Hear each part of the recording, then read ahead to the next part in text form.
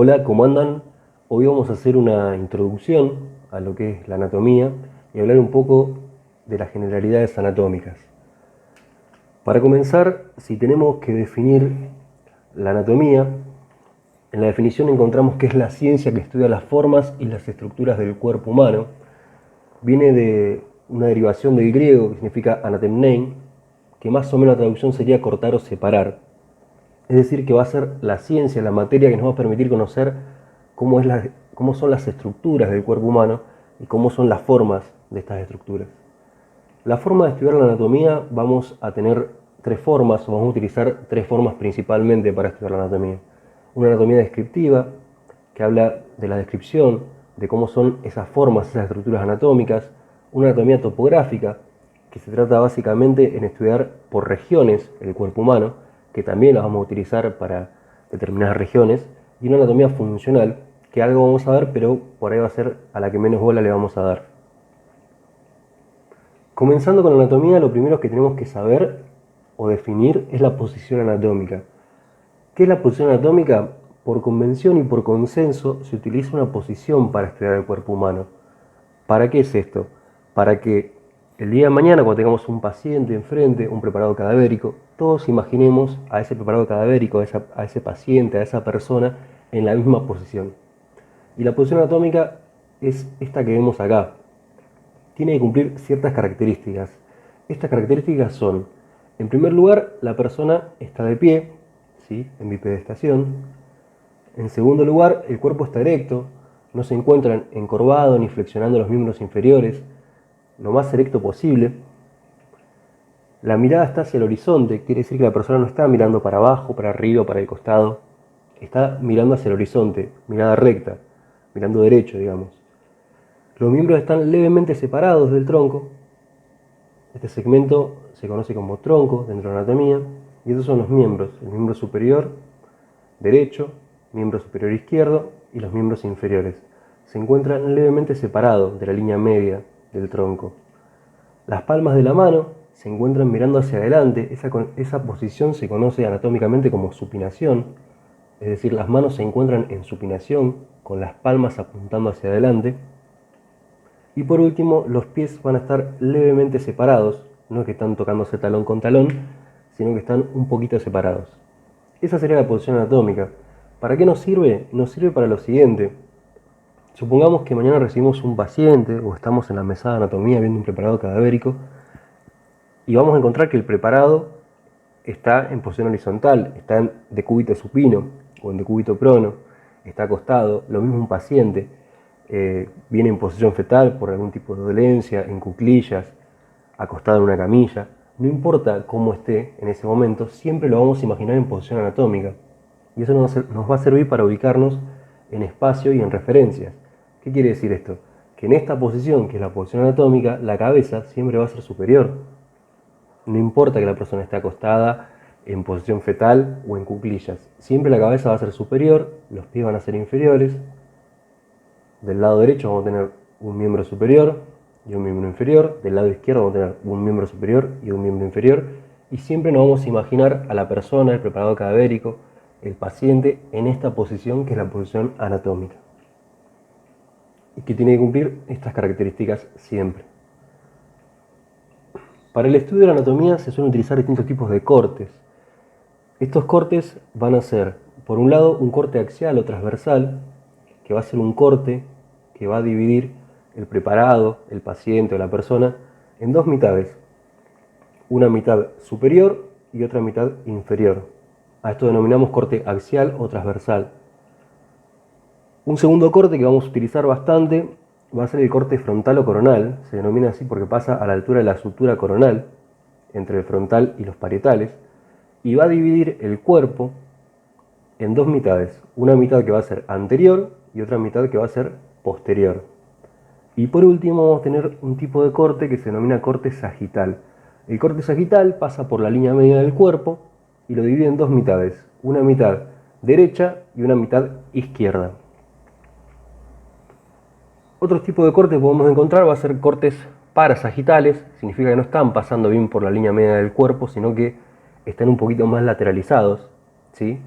Y en lugar de dividirnos el preparado o el cuerpo en dos mitades, derecha e izquierda, van a ser mitades internas y externas.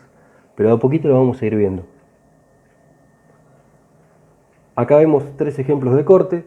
Tenemos este corte de un miembro superior, precisamente este segmento que se conoce como brazo, donde vemos un corte tipo axial o transversal, más famosa o conocida entre nosotros como chuleta, le solemos decir, ¿sí? Como si cortáramos en rodajas el brazo. Y tenemos una vista inferior y una superior, o una mitad inferior y una mitad superior. Este tipo de corte vemos un corte coronal, justamente de una cabeza. Estamos viendo la cara posterior, o el lado posterior de ese corte. Y acá tenemos un ejemplo de un corte sagital. Estamos viendo la mitad derecha de ese corte sagital. Acá se puede apreciar las fosas nasales, la cavidad oral, el cuello con su esqueleto, faringe, laringe, esófago y distintas estructuras. Los cortes nos van a servir justamente para el estudio de esas estructuras. Hay estructuras que se pueden apreciar muy bien en determinados cortes y nos permiten estudiarlas de una mejor manera. Además van a ser, por un lado, lo que vamos a utilizar el día de mañana con los diagnósticos por imágenes. Cuando uno ve una resonancia, una tomografía, no son más que cortes de distinto tipo, axiales o transversales, frontales o coronales o sagitales. Términos de situación y dirección. Es otra de las cosas que tenemos que aprender en anatomía, que es por ahí una de las cosas que más cuesta, que más nos resulta difícil porque estamos acostumbrados a referirnos como nos referimos en la calle. En los términos de situación y dirección, lo que nos permiten es ubicar una estructura en relación a otra, buscar una referencia, un adjetivo que nos permita encontrar esa estructura. Por ejemplo, proximal y distal. ¿Cuándo utilizamos el término proximal o distal? Cuando nos referimos a algo que está muy cerca del tronco o más cerca del tronco, lo denominamos proximal.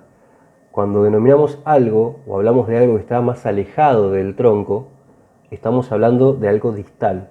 En el caso del miembro superior que tenemos acá, vamos a decir que este segmento, que es el hombro, es el segmento proximal o el segmento más proximal del miembro superior, mientras que la mano es el segmento más distal, es el segmento que está más alejado del tronco respecto a lo que es el miembro superior.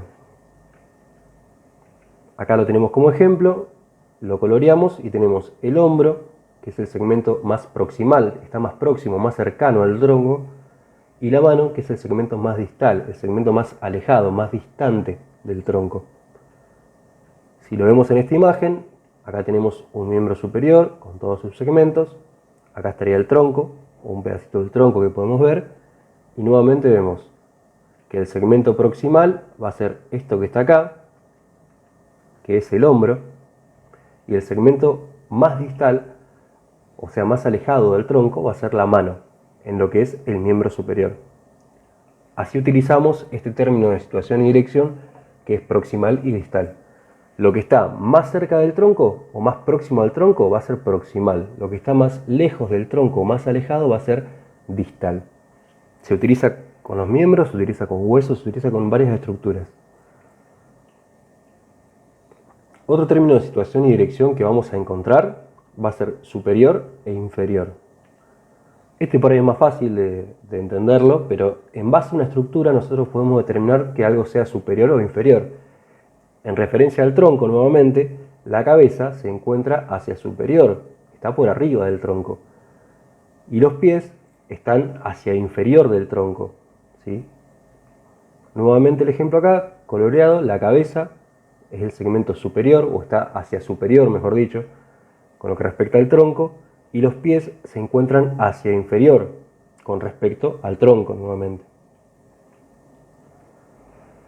Derecho o izquierdo, este es más sencillo, hasta ahí, porque a veces se suelen confundir. Cuando hablamos de derecho o izquierdo, estamos hablando del preparado, de la pieza cadavérica, del paciente, la persona que estamos viendo, no de nuestro lado derecho y nuestro lado izquierdo. En esta persona que estamos viendo acá, en esta imagen, el miembro superior derecho va a ser este que está acá, porque estamos hablando de su miembro superior, no del nuestro. Entonces, el miembro superior derecho va a ser este, y el miembro superior izquierdo va a ser este que está acá. Lo mismo con los miembros inferiores. Este va a ser el miembro inferior derecho y este va a ser el miembro inferior izquierdo. Siempre nos referimos al paciente, al preparador cadavérico, a la persona que estamos viendo, no nuestro lado derecho, sino el del objeto de estudio. Otro término de situación y dirección que tenemos son posterior y anterior.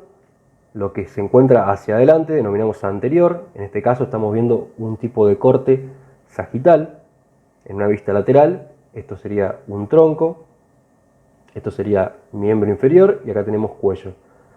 Este segmento sería la cara anterior del tronco y este segmento sería la cara posterior del tronco. Si lo vemos acá, tenemos coloreado, de este color medio cremita, la cara posterior del tronco y de color verde la cara anterior del tronco. Otro término de situación y dirección tiene que ver con lo que es lateral o externo y lo que es medial o interno. Para utilizar estos términos vamos a tomar como referencia la línea media, como si trazáramos una línea, ¿sí?, por el medio del cuerpo humano, y lo que va a estar más cerca de esa línea media lo vamos a denominar medial o interno, y lo que está más alejado de esa línea media lo vamos a denominar lateral o externo. Vamos a tomar como ejemplo un segmento del miembro inferior esta vez, que va a ser el muslo, este segmento de acá.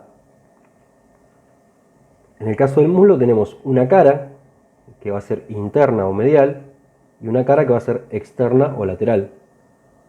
De color amarillo, medio naranjito, tenemos la cara lateral o externa del muslo y de color verde tenemos la cara medial o interna del muslo. Lo mismo podríamos hacer con el antebrazo. Tendríamos una cara interna o medial y una cara externa o lateral.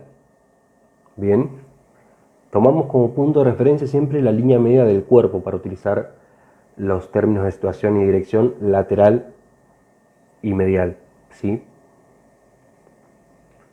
Otro término de situación y dirección que solemos utilizar más que nada para el estudio de los músculos o de las fascias son superficial y profundo. Acá tenemos un tipo de corte, ¿sí? Es un tipo de corte axial o transversal, como lo que estuvimos viendo. Esto es un miembro superior, precisamente es el segmento del brazo.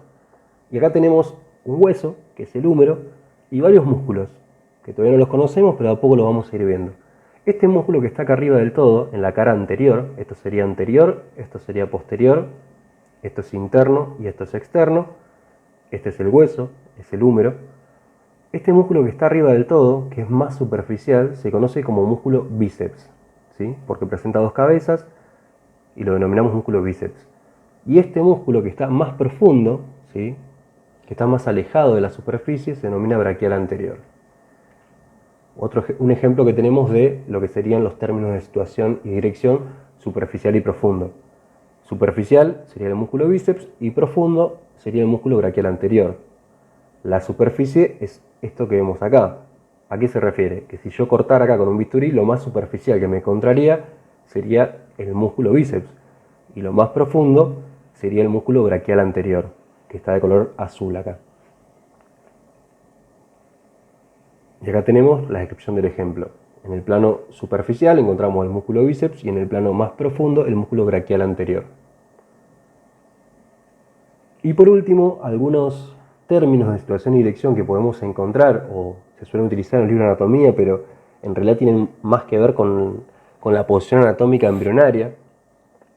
Son cefálico, referido a la cabeza, caudal, que está más cercano de la cola, ventral, más cercano del vientre, y dorsal, próximo o cercano al dorso. ¿Por qué no se utilizan mucho estos términos? Cefálico por ahí sí, caudal no tanto. Caudal tiene que ver con la referencia de la cola, ¿sí?, los que están más cerca o más próximo de la cola. En el caso de los embriones, hasta la sexta semana, presentan una cola, que es esto que vemos acá, que poco a poco va a ir involucionando y va a desaparecer. El resabio de esta cola que va a desaparecer y va a involucionar va a ser el hueso coxis. Lo siguiente que vamos a aprender en esta clase de generalidades son los segmentos corporales, que también es un poco complicado al principio, porque uno viene de denominarlos y llamarlos como uno está acostumbrado a llamarlos en la vida, y le queda esa costumbre. Y en anatomía cada región, cada sector, cada segmento tiene un nombre propio, ¿sí? No es lo mismo el miembro superior que el brazo, ni el miembro inferior que la pierna. Pero vamos a ver cómo es un poco esto. En cuanto a segmentos corporales tenemos este segmento de acá, que se denomina cabeza, el cuello, el tronco, los miembros superiores. Ya no hablamos de brazos, sino que hablamos del miembro superior derecho y el miembro superior izquierdo. Y los miembros inferiores. Ya no le decimos pierna, al menos en anatomía, ¿sí? Hablamos de una cabeza, un cuello, un tronco, no le decimos ni torso, ni tórax, tronco, el segmento este que está acá. Miembros superiores, no le decimos brazo, y miembros inferiores, que no le decimos pierna. Ahora vamos a ver bien qué es la pierna y qué es el brazo desde el punto de vista anatómico. Vamos a comenzar con la cabeza, ¿sí? La cabeza, si bien todos más o menos tenemos una idea de dónde está la cabeza y qué es la cabeza, vamos a buscar bien los límites desde el punto de vista anatómico. El límite entre la cabeza y el cuello, cabeza, este segmento de acá, cuello, este segmento de acá, el límite exacto del punto de vista anatómico tiene que ver con seguir el borde de este hueso que está acá, que es la mandíbula o el maxilar inferior. Seguimos todo este borde por acá hasta que asciende. Y después trazamos una línea a la altura del agujero occipital, que es un agujero, un orificio, también conocido como foramen magno, que se encuentra en el hueso occipital, uno de los huesos del cráneo. Acá lo tenemos pintado de color verde. Seguimos todo el reborde del hueso maxilar inferior o mandíbula. Y cuando se termina, cuando llegamos al pabellón auricular, trazamos una línea a la altura del agujero occipital o foramen magno. De acá para arriba estamos hablando de la cabeza. De acá para abajo estamos hablando del cuello. Lo vemos de nuevo, pero lo vamos a ver solamente las piezas óseas. Esto es una cabeza ósea, esto es un cuello, acá tenemos parte de lo que es el tronco. Y esto que está acá es tráquea y laringe, ¿sí? Que son cartílagos, no son huesos, pero están también en la imagen. Seguimos todo el recorrido del maxilar inferior y cuando llegamos a la altura del conducto auditivo externo, del pabellón auricular, trazamos una línea a la altura de lo que va a ser el foramen magno, ¿sí? O agujero occipital. Si lo coloreamos acá así, nos quedaría esta línea verde. De acá para arriba va a ser cabeza, de acá para abajo vamos a estar hablando del cuello.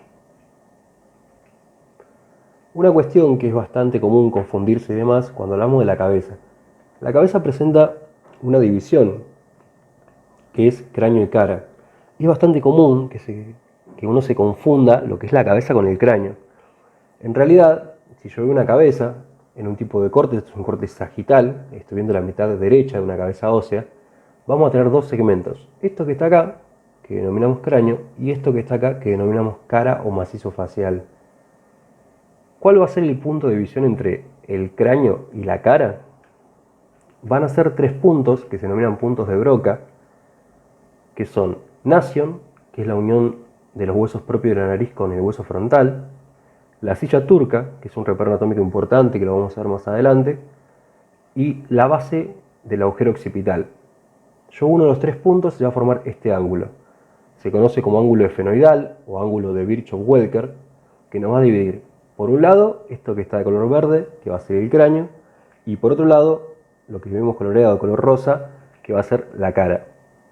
Esto va a ser cráneo y esto va a ser cara. No confundir cráneo con cabeza, ¿sí? El cráneo es un segmento dentro de la cabeza. La cabeza se constituye de dos segmentos, la cara por un lado y el cráneo por el otro. Y el punto de visión se conoce como ángulo efenoidal o ángulo de Virchow-Welker, que es un ángulo que une estos tres puntos: nasion, la silla turca y basion. Lo vemos nuevamente, pero vemos una cabeza de una vista lateral. Acá no hay ningún tipo de corte, vemos una cabeza ósea de una vista lateral. Y se puede apreciar, esto que vemos de color rojo, es la carótida interna que está ingresando, ¿sí? Junto con la arteria vertebral, y está formando el polígono de Willis.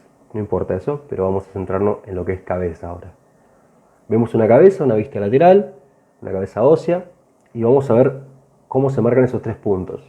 Este que estaba acá, dijimos llamaba nasion, que son los huesos propios de la nariz cuando se unen con el frontal.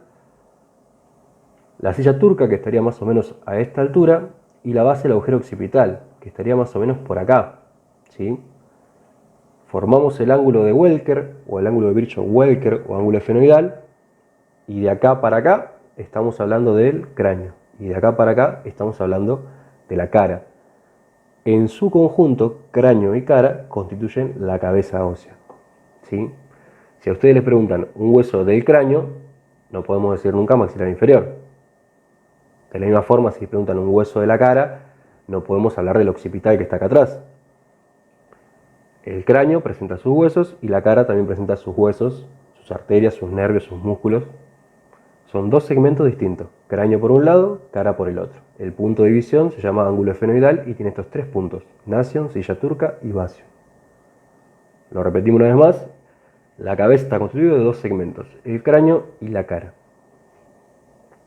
Una cosa que pueden leer en los libros, pueden leer cara o macizo facial. Hay diferencia entre uno y el otro. Si yo veo acá tengo dos cabezas óseas, la diferencia es que acá tengo la ausencia del maxilar inferior o mandíbula y acá tengo la presencia del maxilar inferior o mandíbula. Esa diferencia cambia la nómina y se suele hablar de cara cuando estamos hablando de la cara completa con el maxilar inferior, y cuando no está presente el maxilar inferior se suele denominar macizo facial. ¿Por qué macizo facial? Porque es un macizo, no se mueve, no hay movimiento entre estos huesos. Estos huesos, si bien están articulados, son articulaciones que no se mueven. Cuando yo incluyo el maxilar inferior, hablo de cara. ¿Por qué? Porque hay movimiento, ya no es un macizo. El maxilar inferior se mueve todo el tiempo, cuando hablamos, cuando comemos, ¿sí? Esa es la diferencia entre cara y macizo facial. Si está o no está el maxilar inferior. Si está el maxilar inferior, hablamos de cara. Si no está, hablamos de macizo facial. Seguimos con el siguiente segmento, que va a ser el cuello. El cuello, todos más o menos ubicamos dónde está el cuello. El problema es saber dónde comienza y dónde termina. ¿Dónde comienza? Ya lo sabemos. Tomamos el mismo parámetro que era el límite inferior de la cabeza, ahí nace el cuello. Nuevamente, reborde del maxilar inferior hasta que llegamos al conducto auditivo o al pabellón auricular, como quieran tomarlo, y trazamos una línea a la altura del agujero occipital o foramen magno. De acá para acá, cabeza. De acá para acá, cuello. La pregunta es, ¿dónde termina el cuello? Acá sabemos que comienza. Y acá abajo, ¿qué tomamos como punto de división? El punto de división que vamos a tomar va a ser el siguiente. Si yo miro esta imagen que aparece acá, tengo la cabeza ósea y el cuello. Ya la conocemos, la vimos en las diapos pasadas cuando hablamos de cabeza. El límite entre cabeza y cuello, ya lo mencionamos, es el borde del maxilar inferior. Cuando llegamos al conducto auditivo trazamos una línea que pasa por el agujero occipital o el foramen magno, como quieran decirle. De acá hasta acá, cuello. ¿Y acá dónde termina? Para trazar la línea divisoria entre el cuello y el tronco, vamos a tomar dos puntos. El primero va a ser esto que está acá, este hueso que ven acá es el esternón, estas son las clavículas, y esto que está acá abajo es la primera costilla.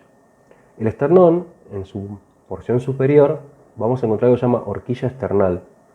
Tomamos como punto la horquilla esternal y el disco que va a pasar entre la primera vértebra torácica y la séptima vértebra cervical.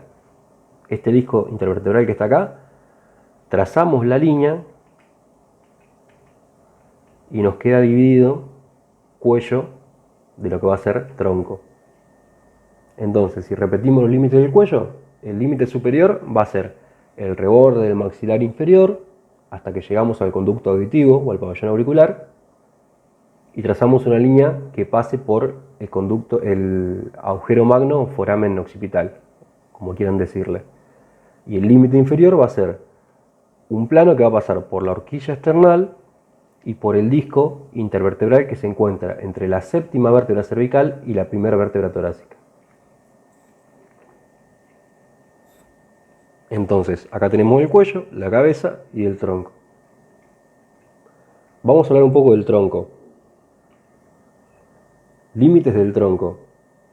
El límite superior ya lo conocemos, ¿sí?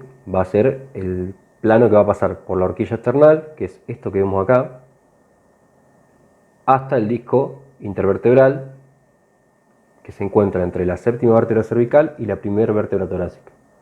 El límite inferior del tronco es algo que denominamos periné. El periné es una sumatoria de componentes blandos que terminan cerrando por debajo de la pelvis. Si yo analizo una pelvis ósea, me voy a dar cuenta que tiene un agujero, un estrecho, ¿sí? Una escotadura superior y otra inferior. Es como si fuese un jarrón, pero que no tiene piso, que no tiene base. Las vísceras se caerían, lógicamente. Para que eso no pase, hay una serie de estructuras blandas que cierran por debajo de la pelvis que denominamos periné. Entonces, el tronco va a ir desde el límite inferior del cuello hasta esas estructuras blandas que denominamos periné. A esta altura más o menos estaría el periné, cerrando el orificio inferior, el estrecho inferior de la pelvis, y todo esto que está de color violeta sería el tronco. ¿Cómo dividimos el tronco? Lo vamos a dividir en 3 segmentos el tronco, que poco a poco lo vamos a ir viendo a lo largo de la cursada. Un segmento superior que denominamos tórax, que se va a corresponder con el límite inferior del cuello, y un músculo, que es el músculo de la respiración, por excelencia, que va a ser el diafragma. Del diafragma para arriba es tórax, del diafragma para abajo estamos hablando de abdomen, ¿sí? Si les preguntan a ustedes cuál es el límite entre tórax y abdomen, contestan diafragma. Lo que esté del diafragma para abajo va a ser abdomen, que está acá de color verde, y lo que esté del diafragma para arriba va a ser tórax. Y el límite entre el abdomen y el último segmento del tórax, del tronco, perdón, que es la pelvis, va a ser el estrecho superior de la pelvis. Yo le dije a ustedes que la pelvis era como una especie de copa o de jarrón. Tenía una boca superior, como todas las copas, y un piso, una base, como todo jarrón o toda copa. La base inferior, dijimos, estaba cerrado por algo llamado periné. La boca de esa copa o de ese jarrón se denomina estrecho superior. De ese estrecho superior para arriba es abdomen, de ese estrecho superior para abajo estamos hablando de pelvis, ¿sí? Y acá nos queda eliminado lo que es el tronco. El tronco tiene entonces 3 segmentos: tórax, abdomen y pelvis. Y los límites entre tórax y abdomen son el diafragma, y entre abdomen y pelvis es el estrecho superior de la pelvis. Todo en su conjunto lo denominamos tronco. Nos quedaría hablar de los miembros superiores y los miembros inferiores. Vamos a comenzar con el miembro superior. Denominamos al miembro superior como cada una de las extremidades que se encuentran fijadas al tronco en su segmento superior. El miembro superior también presenta segmentos, que son 6. Primero tenemos el hombro, acá lo vemos de color verde, el brazo, que está de color azul, el codo, de color violeta, el antebrazo, de un color rojo, muñeca, de color naranja, y la mano de color amarillo. Es decir, que desde el punto de vista de la nómina anatómica, de los términos anatómicos, cuando hablamos del brazo nos referimos a este segmento, no a todo esto. Si a usted le preguntan una arteria del brazo, nombran una arteria que se encuentre en esta región, no que se encuentre en toda esta región. Lo mismo si le preguntan cuál es el esqueleto del brazo. El esqueleto del brazo es un solo hueso que se conoce como húmero, ¿sí? Que está acá. No nombran ni radio ni cúbito que están acá, ni los huesos del carpo, ni el metacarpo. Bien, el brazo es este segmento, el segmento comprendido entre el hombro y el codo. Lo mismo el antebrazo es este segmento, que está comprendido entre el codo y la muñeca, ¿sí? Lo repetimos nuevamente, los 6 segmentos son hombro, brazo, codo, antebrazo, muñeca y mano. Y esto sería el miembro superior. Si hablamos del miembro inferior, también tenemos 6 segmentos. El miembro inferior está constituido por 6 segmentos, al igual que el miembro superior, y lo definimos como las extremidades que se encuentran fijadas al tronco en su porción o su segmento inferior. Los segmentos del miembro inferior son la cadera, que es esto que vemos acá, que está marcado color verde. Esto es el muslo, lo que vemos de color azul, la rodilla de color violeta, de color rojo vemos la pierna, el tobillo de color naranja y el pie de color amarillo, ¿sí? Es decir, volvemos al mismo ejemplo que al miembro superior. Si nos preguntan un músculo de la pierna, nos están preguntando músculos que se encuentran acá, en esta región, ¿sí? La pierna es únicamente lo que está de color rojo.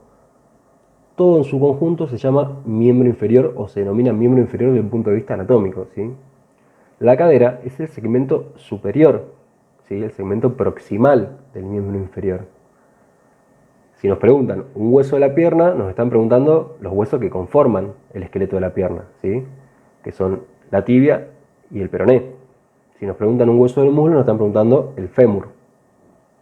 Bien.